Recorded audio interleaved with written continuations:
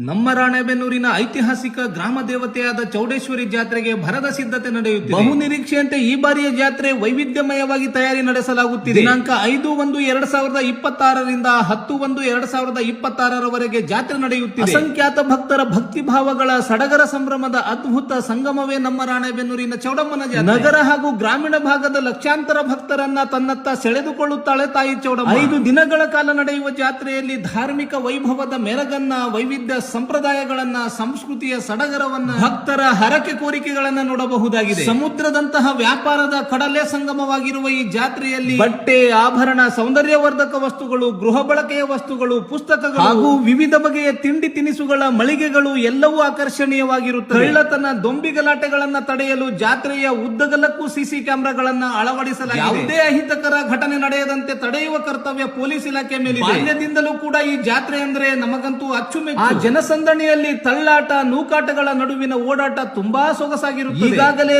ಜಾತ್ರೆಯ ಉದ್ದಗಲಕ್ಕೂ ಅಂಗಡಿ, ಬೃಹತ್ ಆಟಿಕೆಗಳ ನಿರ್ಮಾಣ, ದೇವಸ್ಥಾನದ ಸ್ವಚ್ಛತೆ ಭರದಿಂದ ಸಾಗುತ್ತಿದ್ದು, ನಾನಂತೂ ಜಾತ್ರೆಯ ಕ್ಷಣಗಳಿಗಾಗಿ ಕಾಯ್ತಾ ಇದ್ದೀನಿ. ಯಾರ್ಯಾರು ಚೌಡಮ್ಮನ ಜಾತ್ರೆಗಾಗಿ ಕಾಯ್ತಾ ಇದ್ದೀರಾ? ಕಾಮೆಂಟ್ ಮಾಡಿ.